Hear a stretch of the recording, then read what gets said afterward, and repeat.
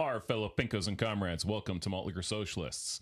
I'm your host, Mr. Kiefer, and in this episode, I'm joined by a man who I'm going to be playing the manly sport of pickleball with later today. Mr. Morgan? God, I really hope I don't have a heart attack. Don't worry. You'll before you have the heart attack, your lungs will kind of get that weird weighty feeling where they feel like they're slow and like breathing in a liquid rather than gaseous air. But they burn at the same time. It's a wonderful feeling. Here's the thing, though. Maybe people don't know this, but there is a forest fire going on. Are we going to be breathing in 3 trees an hour? Are we going to be breathing in a whole forest? That is a good question. Yes. And it depends.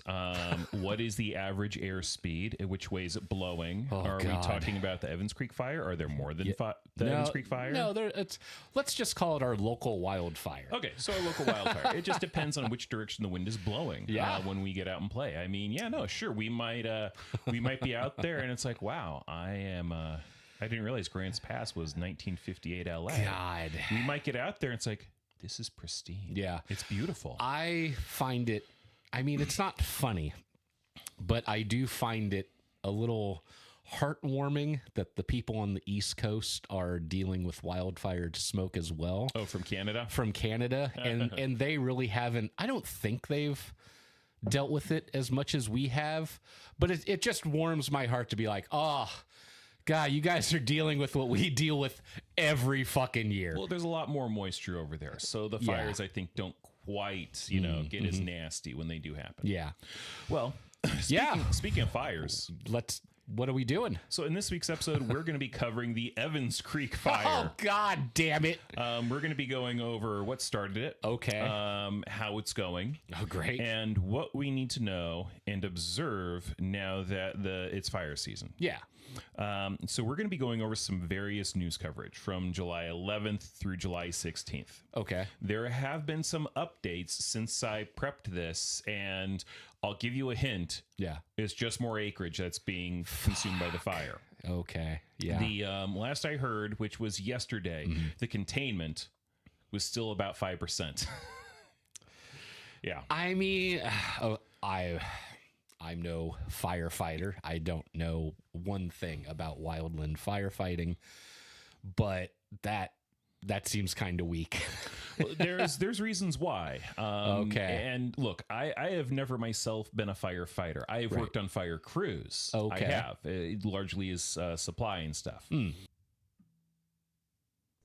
Matt, thank you. We've been tracking the Evans Creek Road fire since it broke out early this afternoon. Newswatch 12's Robert Alietti joins us live from the scene now. Robert, you've been there for a couple hours now. What can you tell us about this fire right now?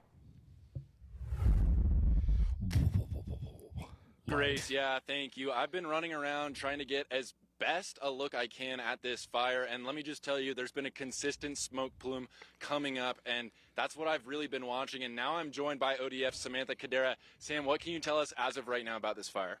Yeah, so this fire is mapping out around 75 to 100 acres, and this was when it just started. Yep.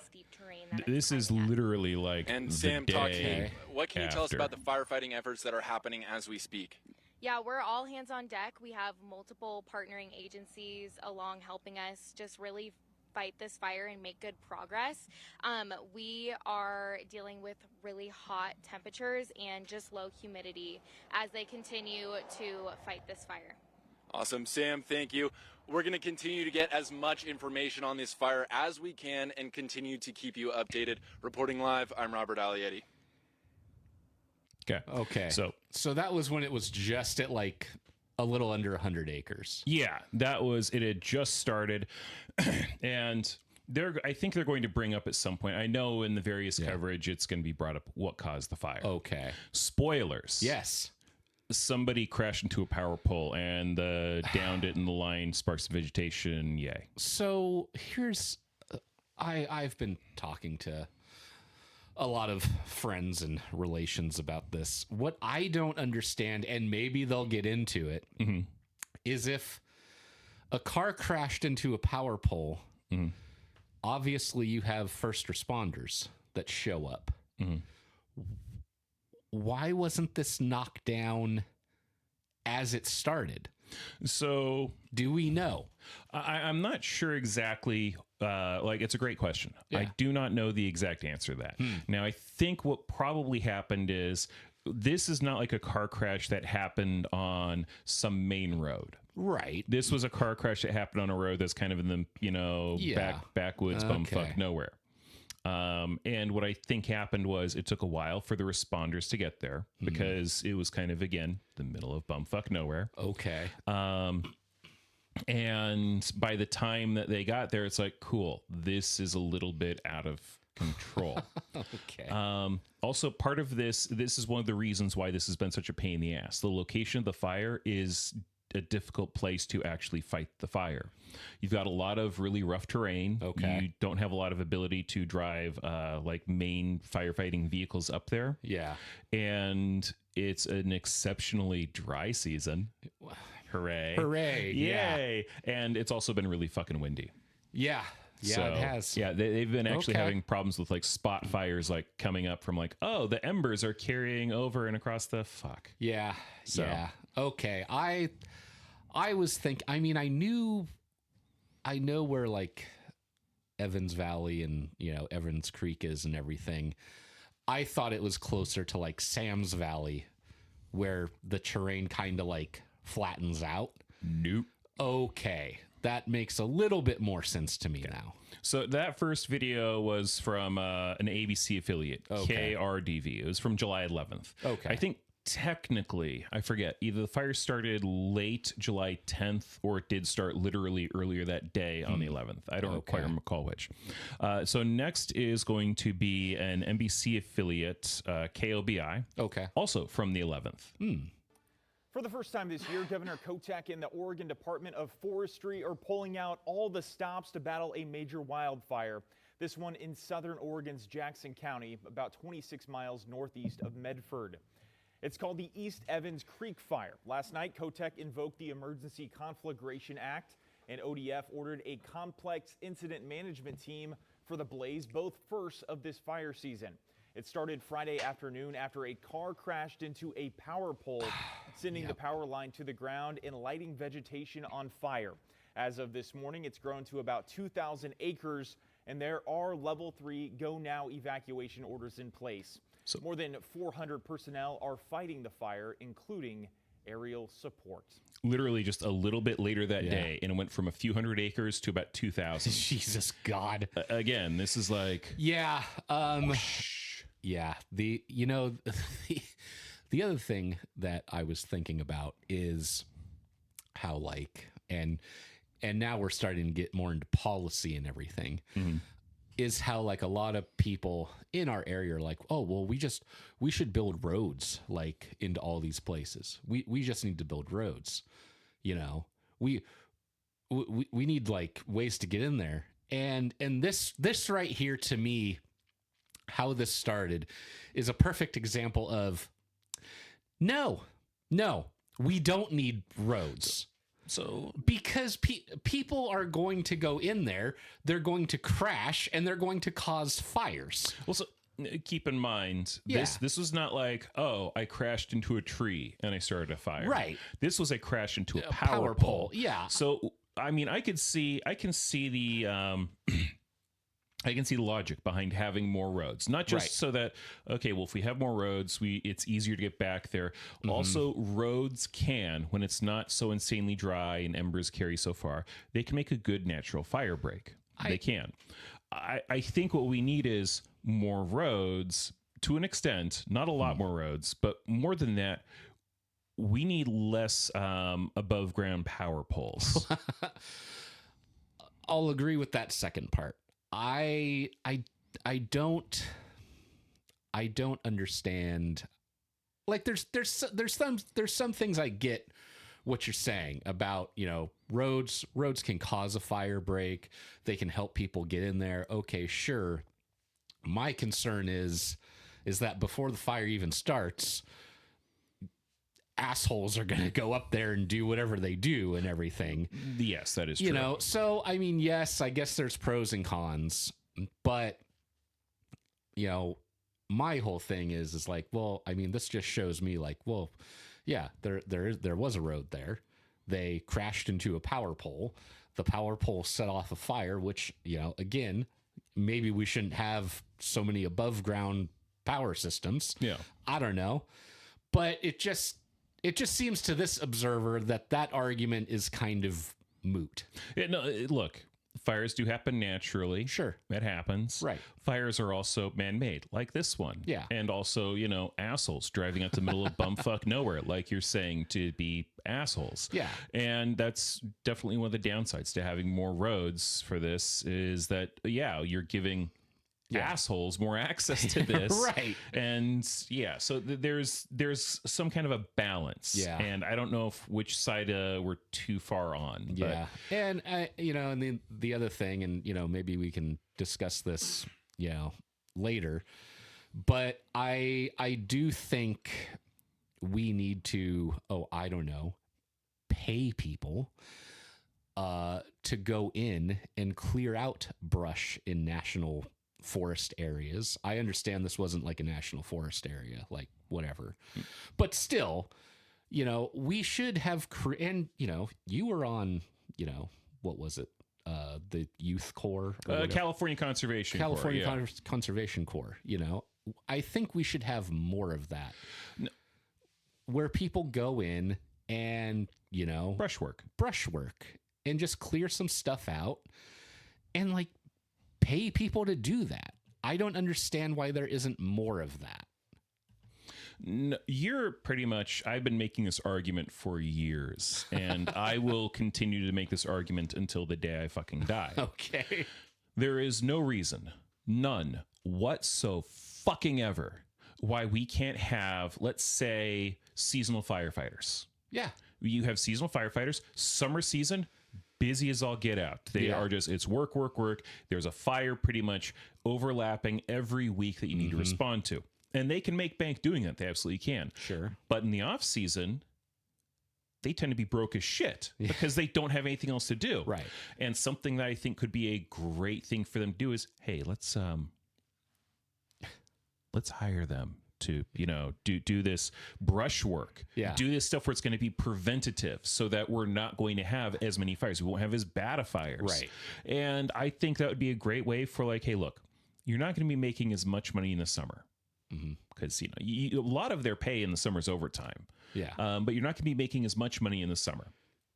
Okay, fine. But we're going to balance that out. You're going to have a more steady paycheck throughout the rest of the year. And it's something where, yeah, no, you do that.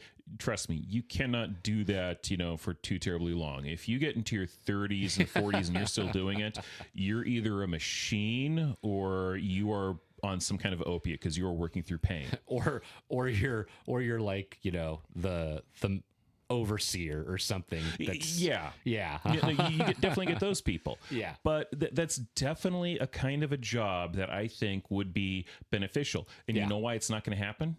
Because it's not reactive, it's proactive. Oh yeah, that's right. We're very reactive here, aren't we? Okay. So the third video, and again, we've got a few videos, but the third video is from Fox 26. Okay. The Fox affiliate with an original title. Oh. Yeah. This one's from July 14th. I could not find anything from July 12th or 13th, so it's been a couple days. Let's see how this so it's been a couple days, so the fire is now up to 6,000 acres. Oh, I mean, or it's solved. Let's see. Oh, yeah. Okay. Yeah, let's find out. Crews are continuing to strengthen fire lines Jesus on Christ. the Evans Creek fire amid God. unseasonably dry wildland fuels and critical fire weather. Thank you for choosing Fox 26 First News at 10. I'm Andrea Boyd. The fire started at 2:41 Friday afternoon after a car crashed into a power pole, sparking dry vegetation in the area 7 miles west of Shady Cove. Now, the Jackson County Sheriff's Office has now increased zone JAC 124 from level 2 That's be widened set in the last to couple a level days. 3 go now. This comes following increased fire activity and the complexity of the fire. Just going to reuse that footage. 3,628 That's great footage, though. It is. 5% The fire plane going stretches over from the hill road there. up through God. ridge lines and steep terrain Wind is a factor in the challenging terrain as it will naturally push fire over certain features. Well, naturally. ODF says it was a large contributing factor to how fast the fire grew on Friday. And in fire activity yesterday, there is currently a line around a majority of the fire, either direct or indirect, and firefighters are working to both strengthen and connect the lines. Crews are closely monitoring incoming weather conditions that may influence fire behavior. Hot and dry, hot and dry, hot and dry. We saw a lot of active fire behavior in the afternoon. All of that activity was happening on the northwestern, northern side, where some of those indirect lines were a little bit further out. That fire actually just consumed that inside pocket and actually burned right up to those lines, which was a really good test of the work we've been doing, and we've been able to hold it there. Moving forward, firefighters' focus is strengthening and connecting the fire lines. The Oregon State Fire Marshal has task forces on the southern portion of the fire near homes, securing perimeters with the that is potential really for good footage. God, this week. I know. ODF is also now preparing for potential flare-ups or increased fire activity. Okay, so I just, before we move on, I want to say there's a reason why there's not a song called Fuck the Fire Department. Yeah. Because, my God, I'm just going to give a shout out to those, pilots out there that are, it looks like they are literally 15 feet above the trees in a goddamn 707 dropping fire retardant. That is incredible. Okay, so they're not like literally only 15 feet. I mean, they're still a ways above, but no, that angle, that's awesome. That was an awesome angle. I mean, yes. Did they reuse the footage 4 times? Of course they did. Could I watch that footage 40 times in a row? Abso-fucking-lutely. Well, yeah, no, it's great footage. Now, again, we've had growth from when it first started, a couple hundred acres, or about 100 or so acres, to later that day, about 2,000. At this point, it's at about 3,000 something is what they were reporting on the 14th. Yeah. Now, we're going to take a little break from video. We still got some more to go over. But now we're going to go over one of the Daily Courier articles. This is from July 15th. Okay. I did record audio for this. Oh, did you now? I chose a different voice modulator, so it's not going to be me on helium. Okay. I do apologize if it's annoying. All right. East Evans Creek fire reaches 7,843 acres. You're giving me this look. What the fuck? Okay. I tried to find something where it sounded different a little bit from me so that it's, if I have to comment during this, people go, oh, that's the jackass not reading it. So I'm trying to find compromises for AI. All right, everybody, let's power through this. Yeah, don't worry. There's going to be 3 articles like this total. Okay, let's come on, go. Firefighters preparing for possible direction shift towards Shady Cove by Chrissy Edwald of the Daily Courier. Adding a D in her name. I don't know why. The East Evans Creek fire burning west of Shady Cove grew to 7,843 acres by this morning. So between the 14th and the 15th, yes, it's more than doubled. Fuck, man. Yeah. Yeah. Driven by winds and hot, dry weather. Like my voice.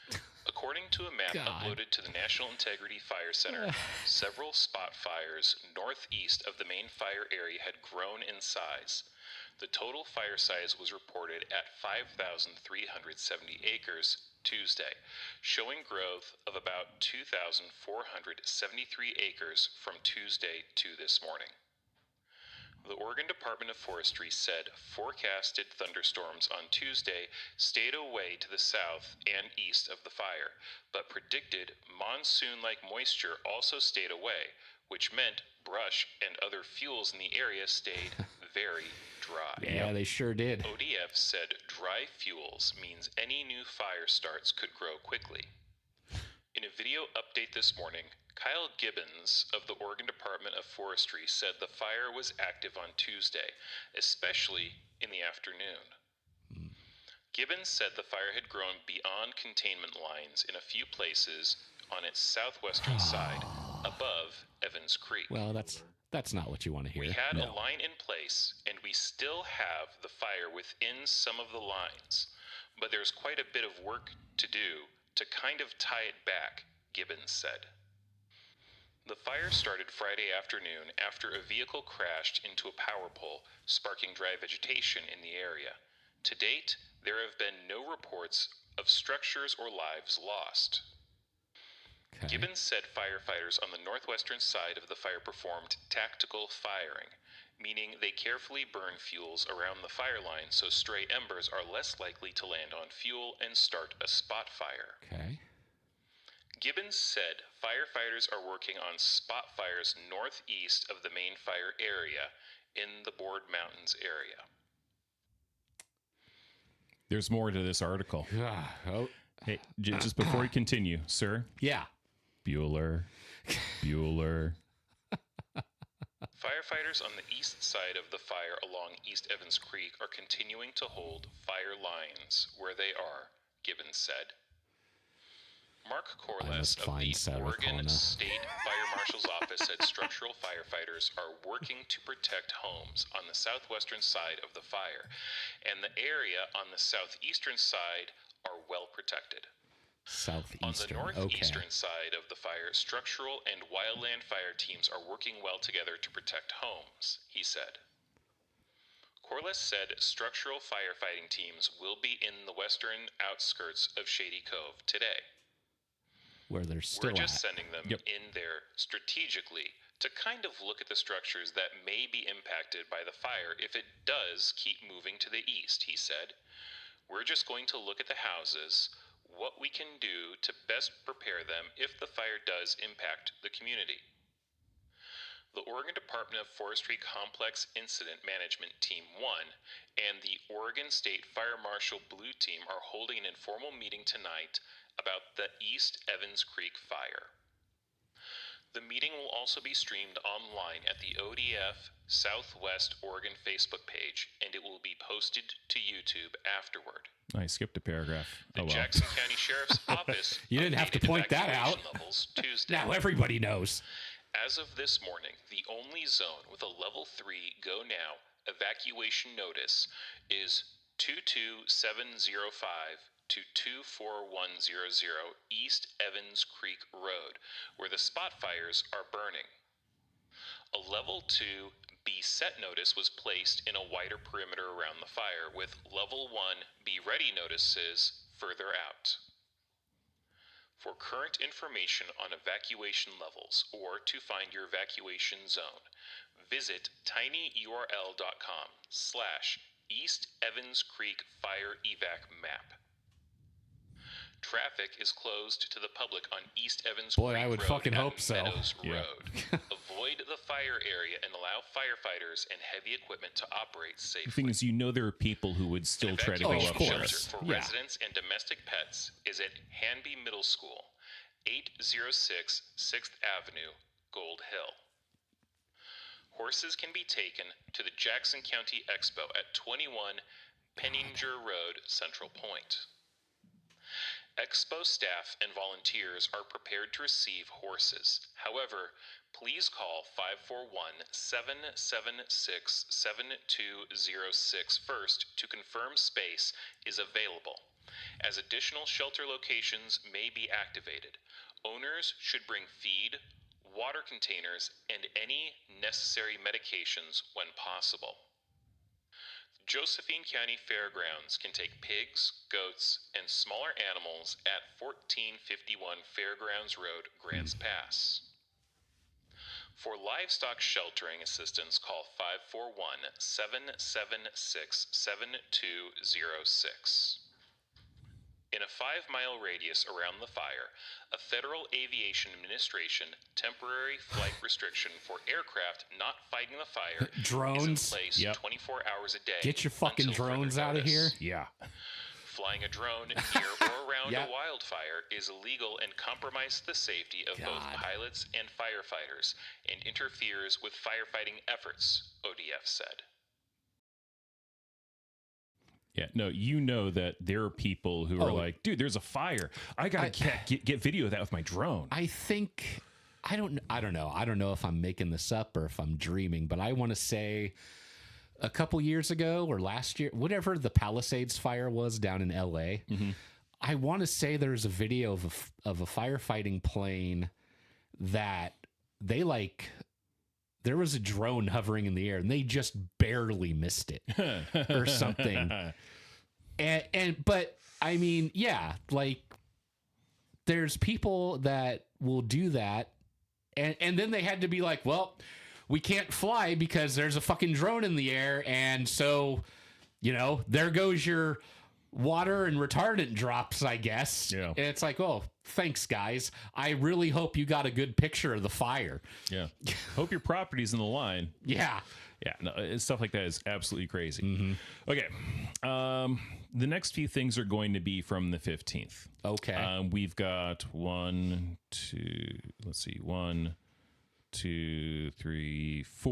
videos from the 15th. Okay. The first one is going to be again from KRVD.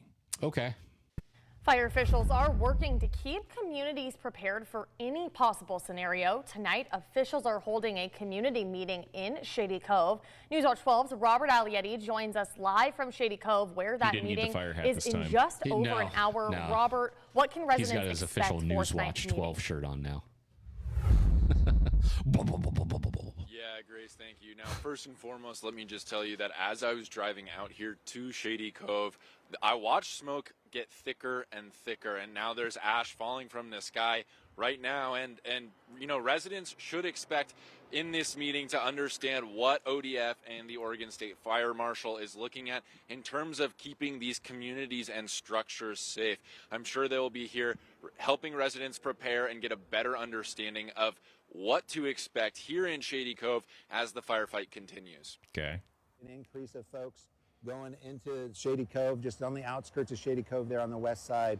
And we're just sending them in there strategically to kind of look at the structures that may be impacted by fire if it does keep moving to the east. As the fire continues to burn and move toward communities, ODF says that they're preparing for any challenges they might face. With these weather conditions we're seeing, we have a lot of challenges in our future, and we're trying to be as prepared as possible for them. Part of that looks like bringing in additional resources.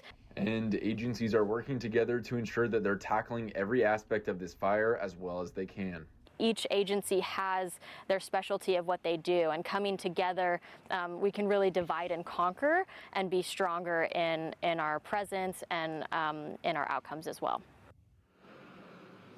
Now, as always, we're going to continue to track this fire as well as this meeting here in Shady Cove and keep you updated as we learn the latest information. Now, for more information, be sure to head down to our website at kdrv.com.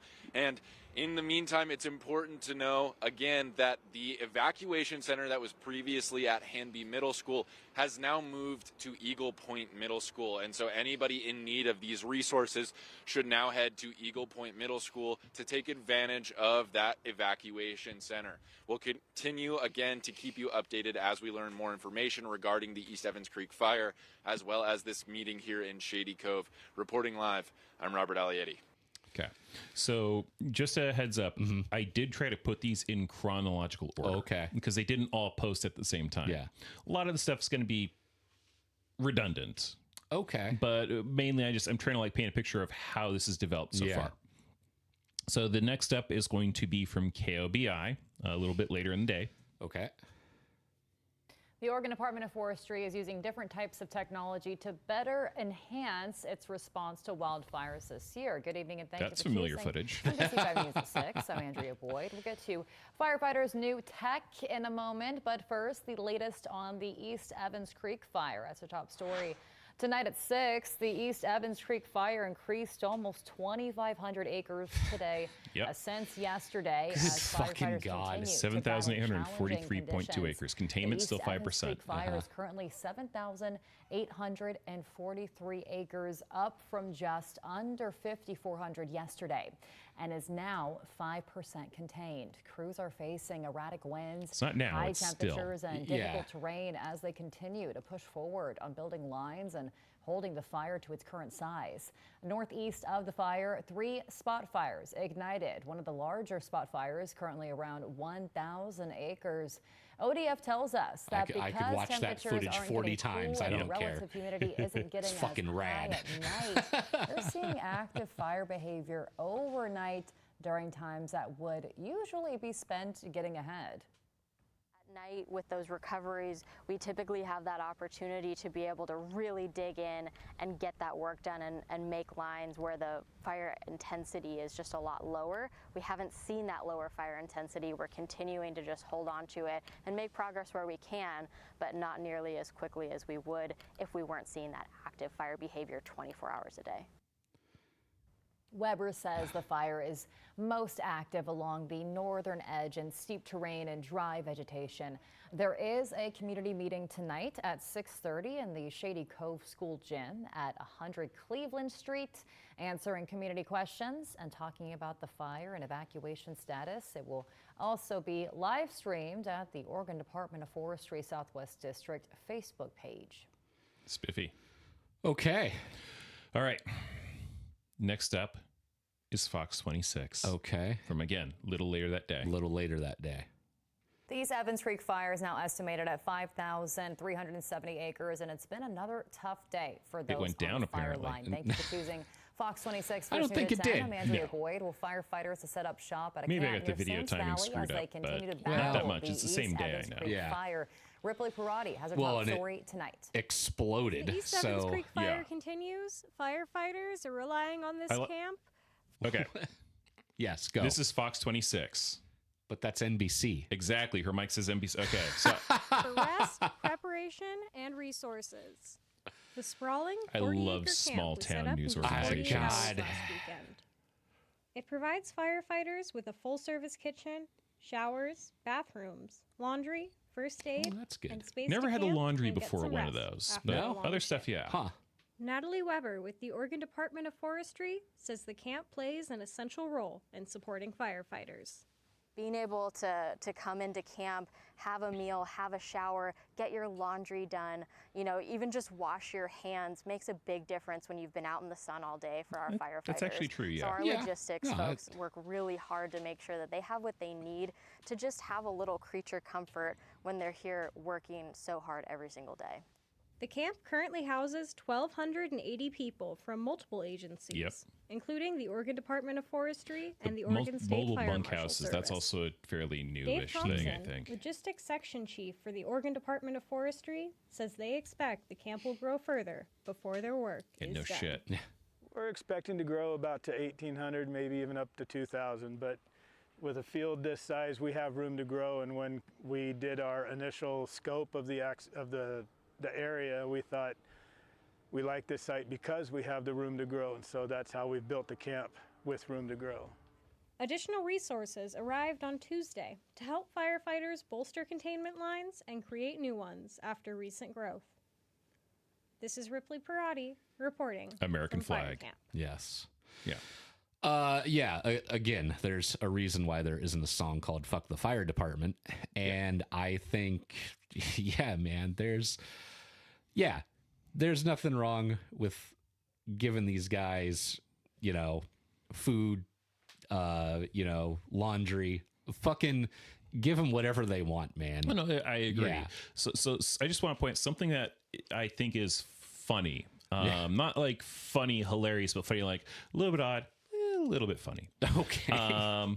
So when I was working fire camps, again, this would be 2008, 2009, in that ballpark range. Okay. Again, during those summers. Okay. So what we found out working California Conservation Corps, because California Conservation Corps, it's not a youth corps, but they have a cutoff of like, hey, once you're like 24, it's like 18 through 24. Okay. I managed to sneak in because I joined when I was 24 and aged into 25. I'm like, yeah, fine, fuck it, we'll keep you. Okay. I don't think they kick you out; they just won't hire you. But so one of the things we found out when you go to these fire camps, some of them very often were put up in like, it's like you have the tent. Yeah. Whoop-de-doo. Okay. That's fine. But some of them you're put up in a hotel, or at least if there's a transition, they put you up in a hotel. Okay. And it was really fucking weird because we got put up in a Red Lion Inn. Okay. Like a good, nice hotel. Yeah, yeah. And we're like wondering, this is state firefighting. Yeah. Why are we put up in such a nice fucking hotel? And it's our crew from Wairika, and there's a couple other crews there working, you know, like supplying stuff from California Conservation Corps among all these hundreds of firefighters. Yeah. And before we get into the Red Lion Inn, it becomes fairly, not like obviously apparent. Somebody explained it to us a little bit later. It's like, wait a minute. I wonder. All of our crews, there's like 2 or 3 of us, get circled around the crew leaders and the supervisors, and they go, okay, look, here's the deal. Don't fuck this up. No, seriously, don't fuck this up. Yeah. Don't be an ass. Don't harass the staff. Don't trash your rooms. Do not fuck this up. Yeah. And everybody's there's like, oh. Okay. Yeah.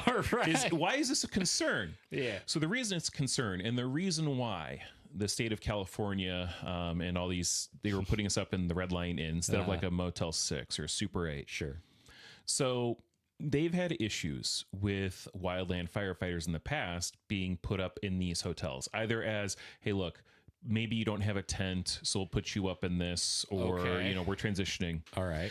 And it turns out these guys act a little bit sometimes like fucking rock stars. Oh, God. And they trash the fucking room. Jesus. And so corporate of those places said, no, fuck you. We're not hosting you again. I don't care if the world's burning.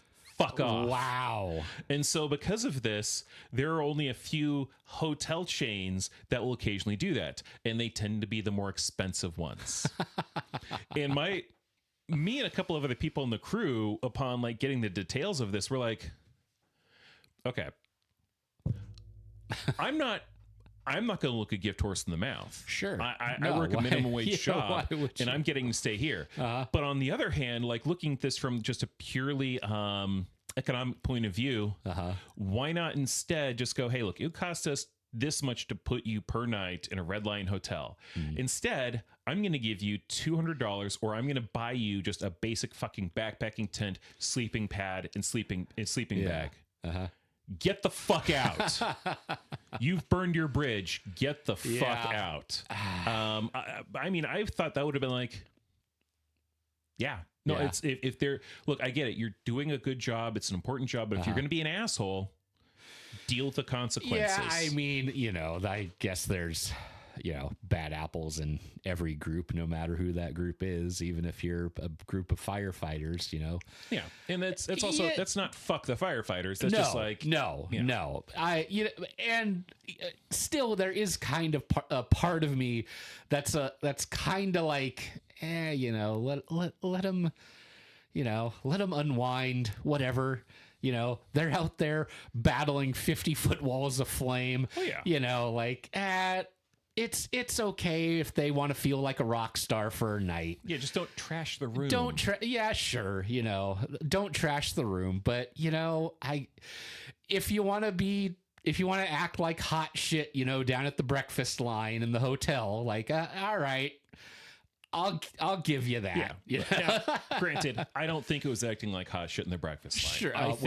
I think guys were like, dude, I've been working for 18 days straight. I get to have 2 days off. Yeah. While other people continue to fight this to recoup. I'm going on a fucking bender, man. And then next thing you know, the room looks like a bunch of violent teenagers were in there with no regard. Yeah. So, okay. We've got one more video. Okay. This is going to be our longest video. Oh, I love how you save the longest ones for last. It's also the last video, like in chronological order. This one is the ABC, KD, whatever, I forget. KDRV? Yes. And the video itself is going to be about 10 minutes long. Okay. Live, local. Oh my God. You even got this? Is Newswatch 12 Come on. What did 200 acres. Within 3 hours, we had nearly 1,000 acres. Okay. That gym has a rock wall in the back. It's a bouldering wall, but they still have one. That's in awesome. that 3 hour window. Good God. Multiple new evacuations have been issued tonight as firefighters have been responding to increased fire activity. They love that across footage all as of much the as East I Evans fucking Creek do. Fire with new spot fires. So I'm going to pause for a second. Okay. I know it is almost certainly the right fire, but I would laugh my ass off if that wasn't even of the Evans Creek fire. It's just stock footage. Okay. God, love it though. Crews with one of those spot fires being around 1,000 acres.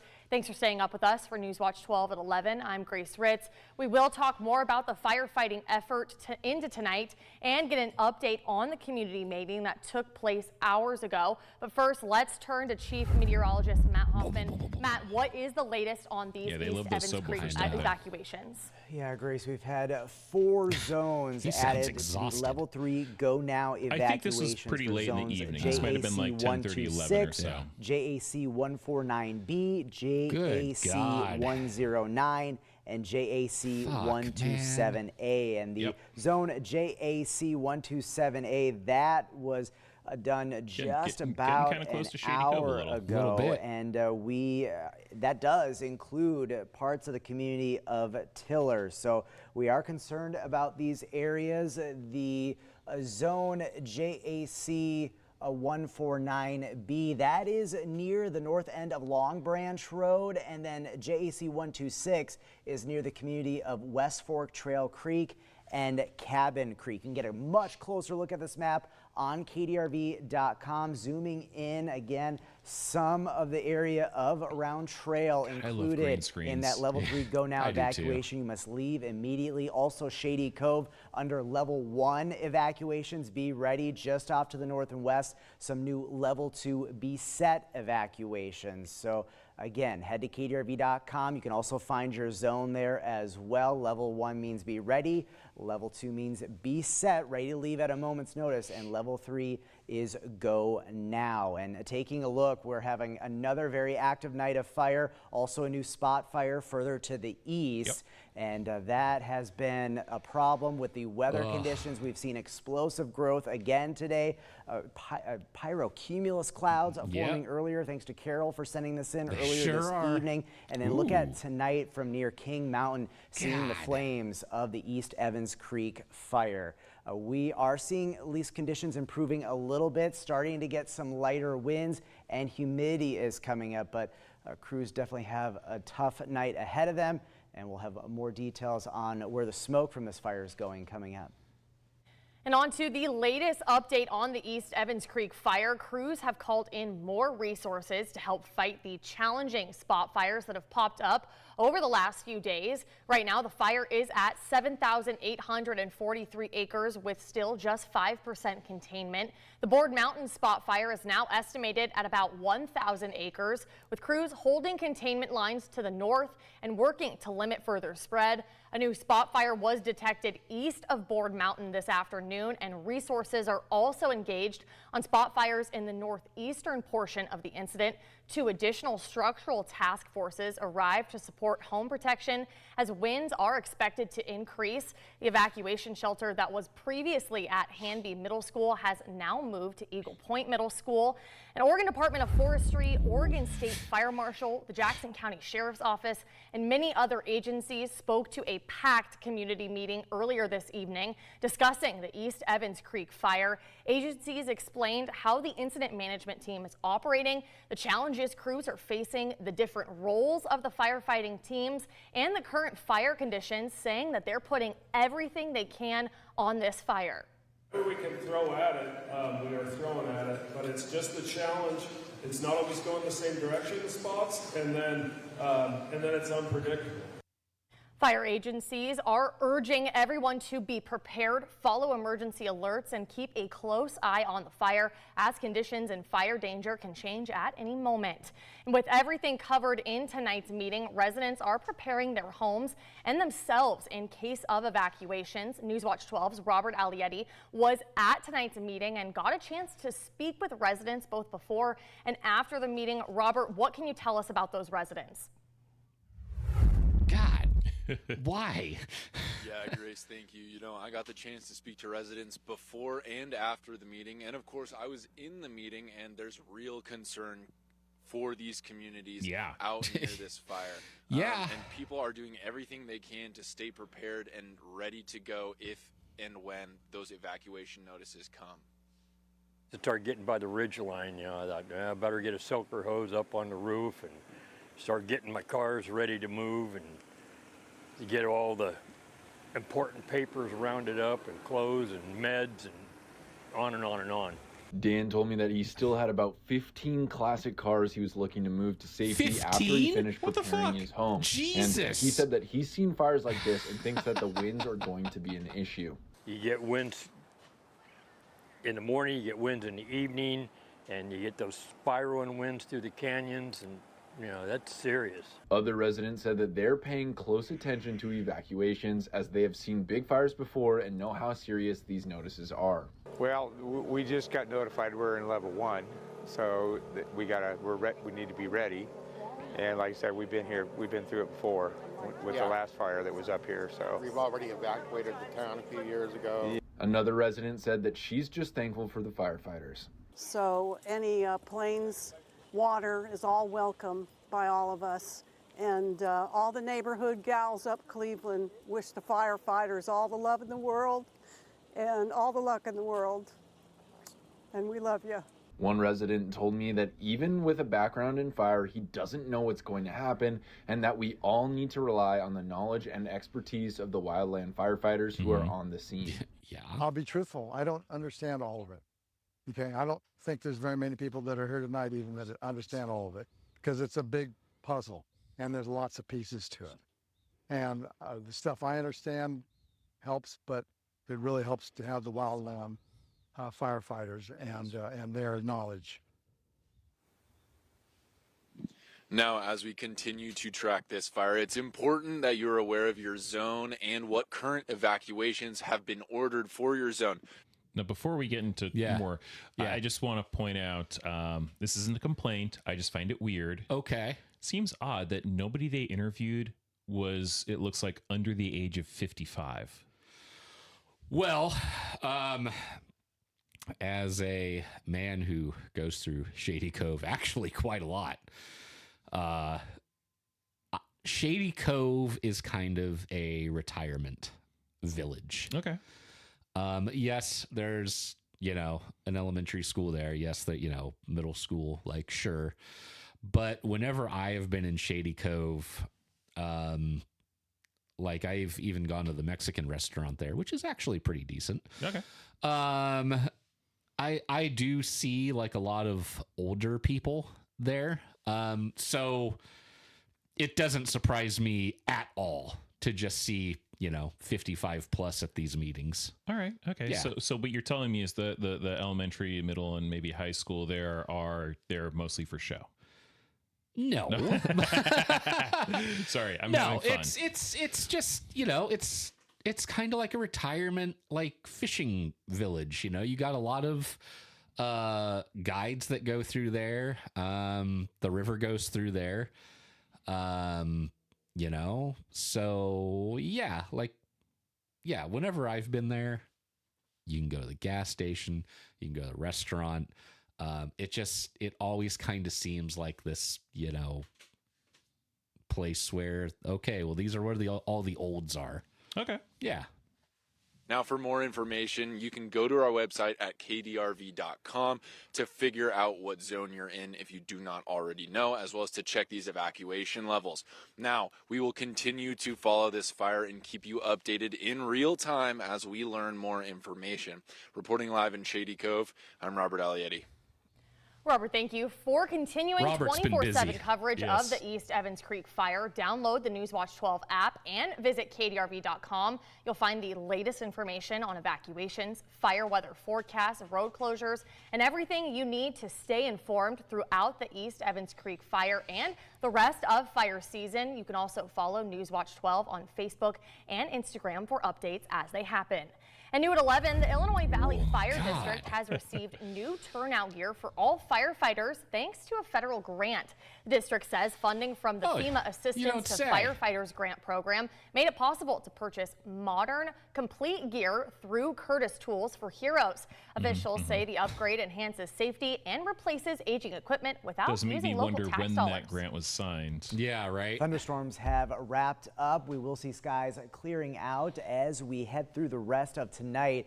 In the red box here, we did get over 200 cloud-to-ground lightning strikes from the storms earlier today. Damn it. We have been tracking that's more inland. several It's more new east. fire No, starts. At this point, a lot of them very small up along the Cascades, also up into the Diamond Lake area. We'll keep you posted on those fires as well. Temperatures tonight, 76 degrees in Medford, 71 in Klamath Falls. It's 74 in Montague, in the 50s along the coast. And that was at 11 o'clock Smoke at night. from the East Evans Creek fire really bringing some poor air quality.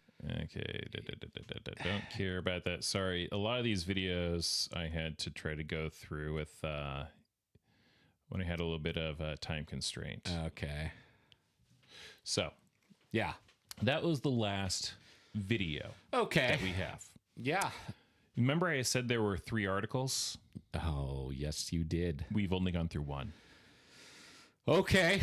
So we're going to tie this off with 2 articles from the Daily Courier from July 16th. One is about the same length as the other one we went through. Okay. The other one's actually fairly short. So I do want to give a quick heads up before we get into this article. Okay. There's going to be an increase, obviously, in the acreage, I believe. And then there's an article that I read, but I did not include in here because it was after I put the video together. So keep in mind, as of Friday, the day before we're recording this, I believe that the acreage had gone up to about 13,000. Fuck. Yeah. Okay. East Evans Creek Fire at 11,551 acres by Chrissy Ewald of the Daily Courier. I said her name right that time. You did. The East Evans Creek Fire grew to 11,551 acres and was 5% contained by the morning, with a significant spot fire burning only a few miles west of Shady Cove, marked as a top priority for today, according to the fire managers. The fire grew from 7,843 acres on Wednesday morning, an increase of 3,708 acres. Damn it. Yep. The areas covered by the Level 3 Go Now evacuation notices are substantially larger than they were 24 hours ago. As of this morning, areas on the northeast edge of the main fire and the wide area surrounding the 2 large spot fires to the east were under Go Now notices, including the community of Trail and the areas west of Shady Cove. The western outskirts of Shady Cove were under a Level 2 B-set notice as of this morning, with the rest of the town under a Level 1 Be Ready alert. Highway 227 from Highway 62 to Taylor Road and the north side of Highway 62 from Old Trail Creek Road to the area between River Heights Road and Lodge Road were under Level 3 Go Now evacuation notices as of this morning. The Jackson County Sheriff's Office said Wednesday night that deputies were going door to door giving notifications to evacuate. For current information on evacuation levels or to find your evacuation zone, visit tinyurl.com/East Evans Creek Fire Evac Map. A spot fire to the east of the main fire is already a few miles from Shady Cove, said Kyle Gibbons, Operations Section Chief for the Wildland Firefighting with the Oregon Department of Forestry. We'll have crews in there today, he said. This is the priority for the fire today. Mark Corliss, Operations Sections Chief for the Structural Firefighting with the Oregon State Fire Marshal, said more structural firefighting resources are coming to Shady Cove to make sure homes are prepared if the fire comes that way. Corliss said firefighters are working on a plan with our counterparts on the wildland side to make sure that if it does come down into town and to some of those communities, that we are prepared to fight that fire and to try to save as many of those structures as we can. We have multiple resources coming in to help us with that. He said there are also structural firefighting resources in Western Trail and in the main fire area. Gibbons said swirling winds on the southwestern area of the fire caused a spot fire near the base of Hull Mountain. He said firefighters were working there this morning. The fire has been active on the northwestern side, and firefighters are trying to keep the fire within control lines, Gibbons said. He said the northern side of the fire has been active, but firefighters have been able to put out spot fires. The largest of the spot fires, which is in the Board Mountain area, is about half the size of the main fire area. Gibbons said there are bulldozer lines around the majority of the north end of the spot fire, and crews are working to get it contained. So something that I just thought of, and this is not like a critique to any of this, it's just a curiosity. Yeah. So we have a spot fire that is now about half the size of the main fire. But the crews have been doing a good job putting out most of the spot fires. Okay. But this one's like getting a little bit nuts. Yeah. When we're talking about the total acreage, are we including the spot fire? Ooh. I assume we are. I would assume so. But I don't know. So yeah, because that just makes me wonder. Again, I do assume we are, but if we're not, what's the total acreage? Because that would make that number. I mean, the number is scary enough as it is. That would make that a much scarier number. This morning, the ODF said weather is expected to be cooler, more humid, and less windy, which is favorable for firefighters. But high temperatures and more wind are expected to return Friday. Sure are. Yeah. An evacuation shelter for people and pets has been moved from Gold Hill to Eagle Point Middle School, 477 Reese Creek Road. Horses can be taken to the Jackson County Expo at 21 Panger Road, Central Point. Expo staff and volunteers are prepared to receive horses. However, please call 541-776-7206 first to confirm space is available. I couldn't imagine moving all that As additional shit. shelter locations may be activated. 15 classic cars. Feed, water containers, and any necessary medications. What are they doing out there? I'm going to assume that they might not all be in running shape. Forestry and fire protection personnel have been deployed to Oregon to fight the East Evans Creek fire under a mutual aid compact between Western states. The fire started on July 10 after a vehicle crashed into a power pole, sparking dry vegetation in the area. Yep. Yeah. In a 5-mile radius around the At least fire, it wasn't some smoke. Federal Aviation Administration temporary flight restriction for aircraft not fighting the fire is in place 24 hours a day until further notice. Flying a drone near Don't or fly around your a drones. wildfire God damn it. and Not there, compromises at least. the safety of Well, both yes. pilots and firefighters. Fly your drones and other interferes places. with the firefighting efforts, ODF said. Land around the fire administered by the Bureau of Land Management is closed to the public. Yep. More information about the closure, including a map, is available online at blm.gov/orwafire. For air quality information and smoke forecasts, visit fire.airnow.gov. Okay. Okay. So we got one more article to go through, but again, growth. Yeah. Lots of growth. Lots of growth. The fire is doing what rich people want the stock market to do. Jesus Christ. So. Fuck. And it's middle of July. Yeah, no, we still got August, September, technically October, a good portion of that. And look, I just want everybody to know climate change has nothing to do with it. Yeah, fuck off. Yeah, that's fair. That's absolutely fair. So, okay, we got one more article to go through. This one's fairly short by comparison. Okay. Fire danger level rising to extreme. Extreme. By Nikki Aldis of the Daily Courier. The fire danger level is increasing to extreme on Friday in Josephine and Jackson counties due to critically dry vegetation, hot weather, and increasingly active fire behavior, the Oregon Department of Forestry announced. more stringent regulations go into effect Friday that affect 1.8 million acres of land protected by the ODF Southwest Oregon District in the 2 counties. Many individual cities, including Grants Pass, are also increasing the fire danger level within their borders to extreme on Friday. Meanwhile, a barn burnt down in my Continued neighborhood. hot weather, critically dry fuels, and the potential for thunderstorms this week, any new wildfire has the potential to spread quickly, making it critical for everyone to do their part to prevent new fire starts, said ODF, which is already battling the East Evans Creek fire that has burned thousands of acres west of Shady Cove. The primary difference between current fire prevention restrictions and those beginning on Friday affects the public use of power-driven equipment, such as chainsaws, mowers, and weed whackers. Yep. The use of power-driven equipment, grinding or cutting of metal, and other You would think we would learn. such as wood splitters You and would think generators people would learn. prohibited in areas of flammable vegetation. Could you just do that in your fucking shop? I don't know. Mowing of green, watered lawns, and the growing and harvesting of agricultural crops is allowed.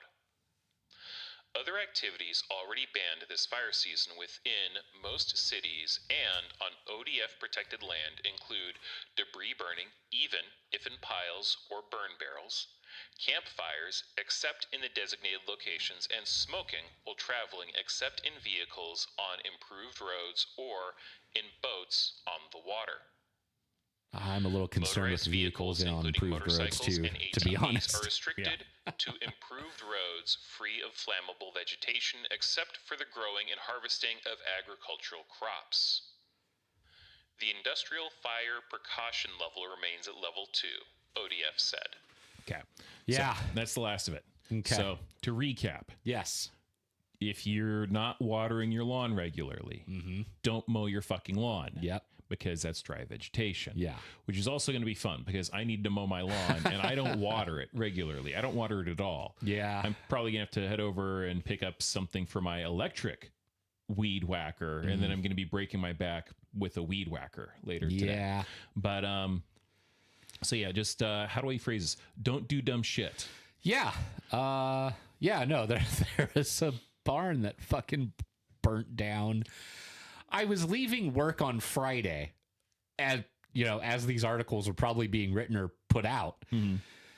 I'm leaving work and I look over to where my general area of my neighborhood is, and I see like this, black smoke plume, and I'm just like, God damn it. What the fuck? So then I get onto the parkway and I'm going over, the bridge there, and look over. I have a clear view and I'm like, yeah, that looks to be kind of about where I am. All right. So I get home and there doesn't seem to be a fire near the house. So I'm like, all right, well, so then I start, scouring Facebook and everything. I'm like, what the fuck is going on? Oh, by the by, Watch Duty was fucking on vacation or something because I didn't get a goddamn thing. Yay. Anyway, so then I finally come across like a rural metro fire department, and it's like, oh yeah, no, we're over here on Fruitdale. Yeah, there's a barn burning down. Don't worry though, we've got like 5 engines on it. And I'm like, fuck, thank God. But yeah, and that's why I sit here and I'm just like, have we not fucking learned? Come on, this fucking shit happens every year. Like, we're sick of it. And so if we're sick of it, like, I think we as a community should maybe know better. Or if you know somebody that's doing something, or you see them and just go over there and don't harass them or anything, but just go over there and be like, hey, buddy, I see that you're fucking grinding metal in your front yard, or, you're like weed whacking shit and whatever, what have you. Mention it to somebody, because God, if somebody makes a spark and that gets out of control, like everybody's fucking fucked right now. Oh yeah, no, it's it will be fun. And by the way, when we're talking like weed whackers and stuff, we're talking about like the gas powered ones, the ones that like generate heat. Right. Yeah. I don't have a gas powered weed whacker. Mine's electric and it's a plug-in. So I also am going to have the hose right there. That's right. Ready to go just in case, because I'm a paranoid little shit. Me too. So, Mr. Morgan. Yes, sir. Is there anything else you would like to touch on as we close out this week's episode? Well, I mean, I think I kind of just said it. Just, be vigilant. Watch what you're doing.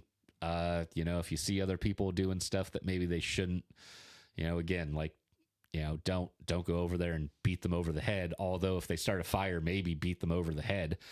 But be vigilant, watch over your neighbors, and, not in any weird way, but, just keep an eye out. And, let's try to get through the rest of this summer without any major incident. All right. That was eerily specific leading up to that point, but I can go with it. Well, thank you very much for listening to our podcast. If you have any suggestions or ideas, please be sure to email them to montlickersocialists@gmail.com. You can also check us out on Facebook and YouTube. If you want to support the show, please join our Patreon. You can get all the standard episodes without a paid subscription. We have made a minor change as we are trying to figure out our Patreon. Right. And now all paid tiers will get early access to our episodes as soon as they are published. If you give us even the lowest amount, guess what? You get the episode early. I know who you are. I know who a lot of these people are. They don't even know me. I'd be embarrassed if I were you. The misinformation machine is rapid. It puzzles me. Come with me if you want to live.